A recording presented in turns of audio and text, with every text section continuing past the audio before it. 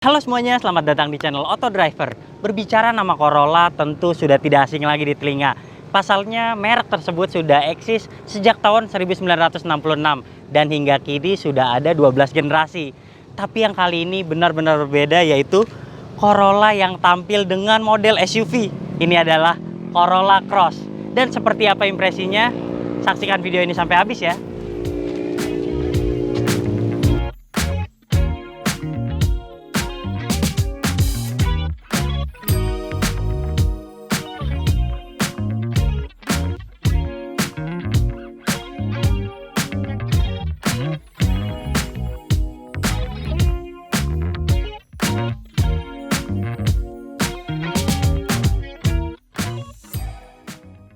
Mari mulai membahasnya dari bagian depan. Kita lihat grillnya tampak besar sekali seperti SUV medium pada umumnya, dan ini benar-benar terlihat keren serta futuristik. Lalu tidak lupa ada emblem dengan aksen berwarna biru karena ini adalah versi atau varian hybrid. Kemudian di bagian samping ada lagi aksen berwarna biru yang mencirikan kesan hybridnya. Kemudian ada lagi DRL LED yang terlihat cukup futuristik. Lalu di sini bumpernya terlihat cukup lebar dan cukup kokoh sehingga membuat kesannya semakin maskulin. Beranjak ke bagian samping, kita menemukan over fender yang cukup besar dan bahkan memungkinkan Anda untuk mengganti velgnya dengan ukuran yang sedikit lebih besar lagi. Tapi dengan velg seperti ini, dengan ring 18, dengan balutan ban 225/50, tampilannya juga cukup menawan. Velgnya juga dual tone sehingga tampilannya jadi fresh banget. Kita beranjak ke bagian samping lagi. Di sini ada side skirt. Seperti SUV pada umumnya, ini juga membuat tampilannya semakin macho tentunya, dan ground clearance mobil ini mencapai 165 mm sehingga cukup cocok bahkan buat Anda yang berpergian ke jalanan yang tidak memiliki permukaan yang cukup rata, makanya menggunakan mobil ini akan tetap nyaman. Oke, selanjutnya ada talang air di bagian atas ini. Dan kita menemukan roof rail di atas ini dengan warna yang senada dengan warna bodi. Tapi roof railnya terlihat kosong sekali atau tipis sekali, berbahan plastik. Rasanya kurang kuat untuk menahan bobot yang jika bawaan Anda cukup berat. Oh iya, sebelum ke bagian belakang, kita melihat di sini malah ada aksen chrome dan bertuliskan Corolla Cross sebagai identitas mobil ini. Dan kita lihat untuk varian hybrid seperti ini tentunya ada emblem hybrid di bagian samping di bagian depannya. Sekarang di bagian belakang kita lihat ada beberapa identik dengan Corolla yang sedan. Kita lihat lampu belakangnya, desainnya cukup minimalis, sementara fog lampnya sudah LED, sementara yang lainnya masih menggunakan bohlam biasa. Kemudian untuk fitur keselamatannya sudah dilengkapi dengan sensor parkir sebanyak 4 buah dari kanan sampai kiri, dan tak lupa ada kamera mundur yang terletak di bagian sini. Lagi-lagi ada emblem yang menandakan hybrid dengan aksen berwarna biru. Kita lihat ada defogger, kemudian lampu belakang, serta antenanya juga sudah shark fin antena sehingga membuat tampilannya semakin futuristik dari bagian belakang. Kita lihat bagian belakangnya cukup keren dan memperlihatkan begitu ini adalah mobil SUV yang cocok untuk digunakan di perkotaan. Sekarang waktunya kita membahas bagasi mobil ini. Tapi sebelumnya saya mau menginformasikan bahwa mobil ini sudah dilengkapi dengan fitur power back door dan foot sensor. Jadi buat Anda yang membawa barang banyak kemudian Anda repot untuk membuka bagasi, maka cukup melakukan hal seperti ini.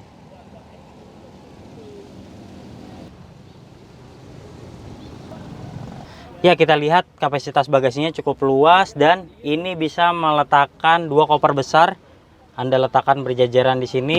Sementara buat Anda yang ingin mengetahui letak ban serepnya, maka bisa dibuka bagian cover ini dan tersedia ban serep mobil ini. Namun bannya hanya temporary karena ukurannya berbeda. Ini adalah ban ring 17 sehingga Anda perlu cepat-cepat membawa mobil ini ke bengkel jika ingin mengganti bannya dengan yang standar. Kemudian jika Anda membutuhkan kapasitas bagasi yang lebih lega lagi, maka bisa direbahkan bangku baris kedua ini dengan seperti ini,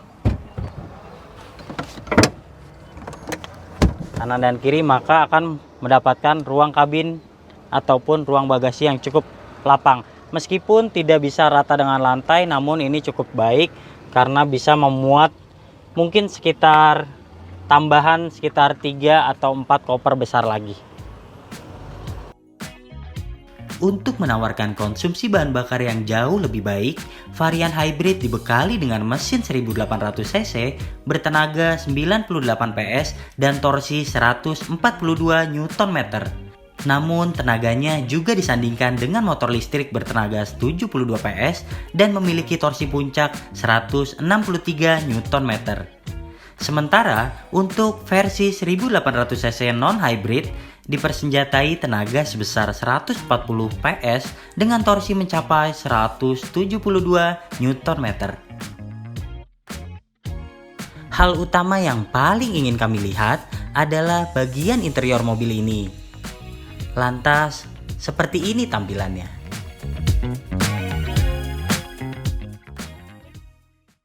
Oke, saya sudah berada di dalam kabin dan saya mau mengomentari dulu apa saja yang terdapat di dalam interior Toyota Corolla Cross ini. Bisa kita lihat satu warna sekarang dashboardnya, dan di bagian atas plastiknya keras, sementara di bagian trim plastiknya lembut. Saya sangat menyayangkan, alangkah baiknya kalau semuanya sudah dilengkapi dengan plastik yang lembut seperti ini. Kemudian kita lihat dengan settingan mengemudinya. Ada pengaturan naik turun dan juga teleskopiknya sehingga memudahkan Anda untuk melihat pandangan jauh ke depan. Sementara untuk kursinya sendiri pengaturannya juga sangat lengkap, bahkan ada 6 pengaturan, yaitu untuk maju mundur, kemudian recliningnya juga bisa diatur, serta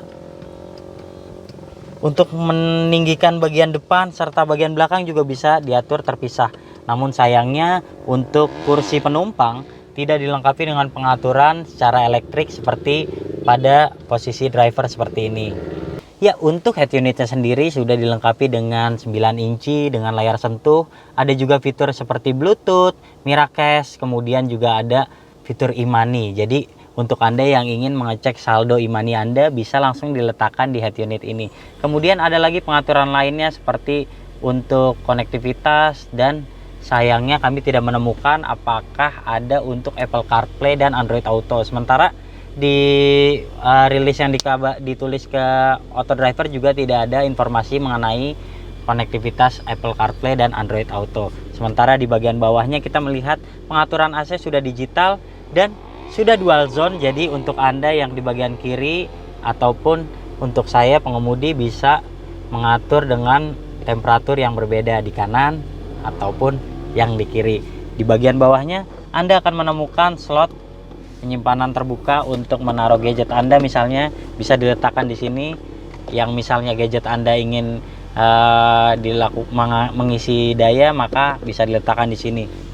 Kemudian kita lanjutkan, di sini ada mode berkendara, ada power, eco, dan juga standar. Di sampingnya ada traction control, lalu di sampingnya lagi ada EV mode.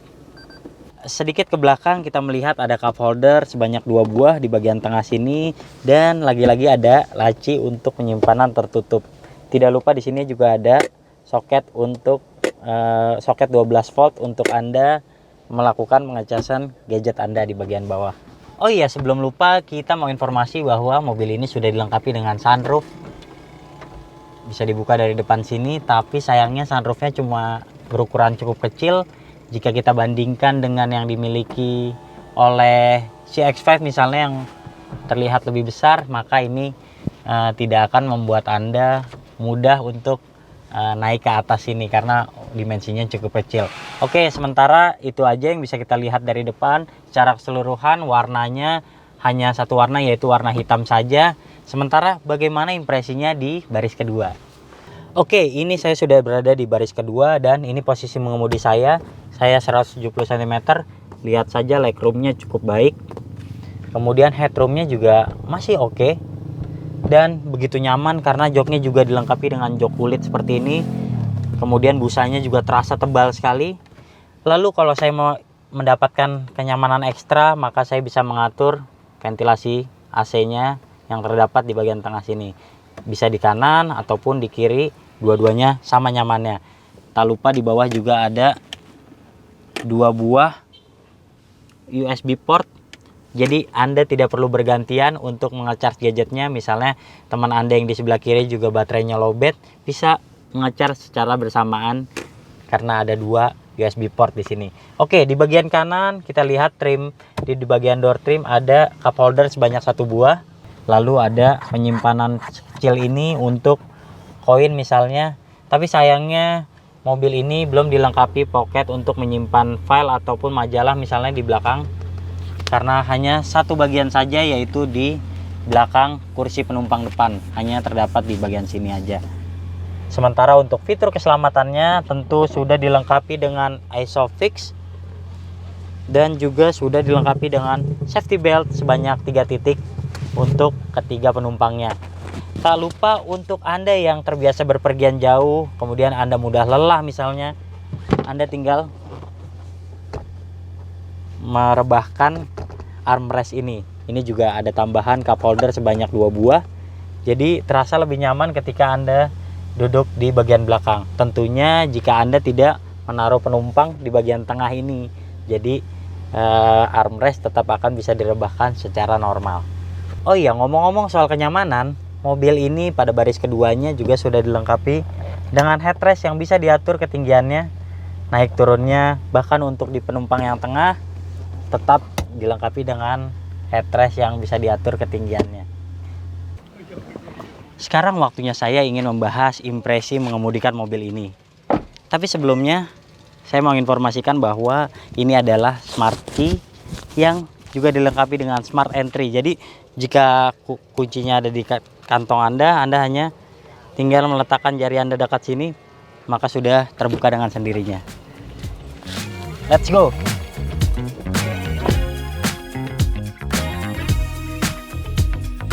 Memanfaatkan sedikit waktu yang diberikan pihak Toyota, kami memaksimalkannya dengan melajukan mobil ini ke jalan raya.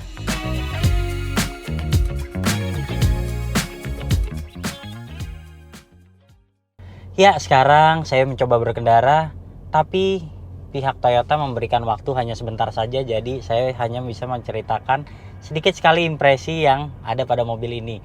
Secara keseluruhan mengemudikan mobil ini begitu mudah sekali karena setirnya begitu ringan, lalu pengaturan kursinya begitu lengkap, kursinya juga cukup empuk, apalagi kursinya sudah semi bucket seat seperti ini, tentu membuat Anda akan mengemudinya dengan nyaman.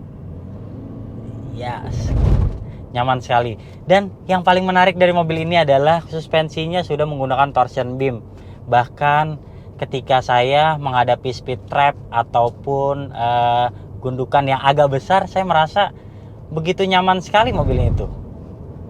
Dan yang lebih menarik lagi adalah penggunaan ban Michelin ini juga sedikit membuat mobil ini tidak terasa banyak suara yang masuk ke dalam kabin. Jadi begitu bagus peredamannya sehingga Anda akan mengemudi dengan nyaman tentunya.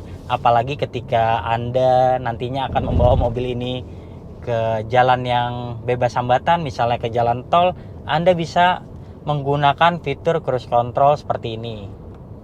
Fitur cruise control ini cukup sangat berguna untuk Anda yang ingin membawa mobil dengan konstan dan tentunya akan memiliki konsumsi bahan bakar yang jauh lebih baik. Secara keseluruhan menggunakan mobil ini dan mengoperasikannya sambil mengemudi akan cukup mudah karena bisa digapai dengan yang tidak ada kesulitan berarti, seperti saya menggapai fitur untuk menyalakan AC seperti ini, temperatur cukup dekat, kemudian mengatur arah hembusan AC juga dekat, lalu mengambil gadget yang saya letakkan di bagian bawah di konsol tengah ini juga cukup mudah. Jadi secara keseluruhan ini benar-benar compact SUV yang menghadirkan fun to drive untuk pengemudinya tentunya.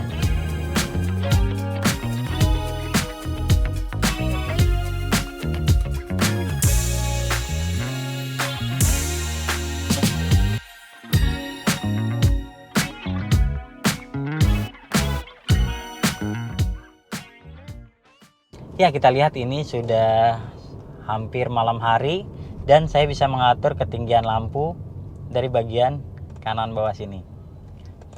Seperti yang saya bilang, mengemudikan mobil ini begitu mudah, semuanya praktis dan Anda akan melihat pandangan lurus ke depan dengan nyaman tanpa blind spot berlebihan. Karena bisa kita lihat spionnya begitu lebar, lalu juga bagian depannya juga tidak terlalu panjang, serta di bagian belakang pilar B, pilar C juga tidak terlalu besar. Jadi mobil ini dapat dikemudikan dengan mudah, apalagi untuk Anda yang mengemudikan sebuah SUV untuk di jalan perkotaan tentunya.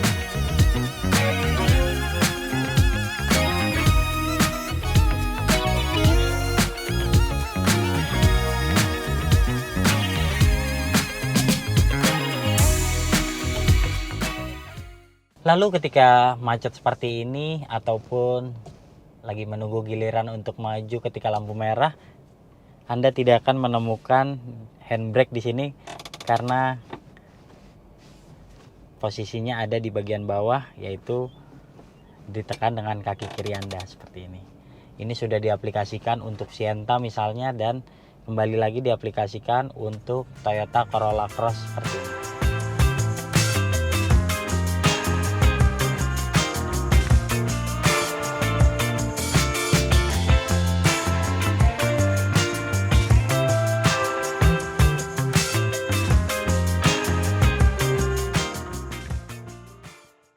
Oke, kesimpulannya untuk Anda yang mencari mobil yang enak sekali dikendarai sendiri, kemudian memiliki desain yang cukup futuristis, serta cocok untuk berpergian bersama keluarga, tentunya Anda bisa mempertimbangkan membeli Toyota Corolla Cross ini.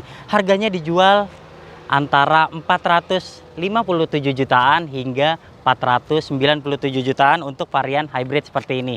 Oke, jika Anda suka video ini jangan lupa klik like, subscribe, serta tuliskan komen di kolom komentar. Main-main juga ke website kami di www.autodriver.com. Sementara yang belum download aplikasi, jangan lupa ke Google Play Store dan download aplikasi Autodriver. Terima kasih Anda sudah menyaksikan video ini dan sampai jumpa di video kami selanjutnya.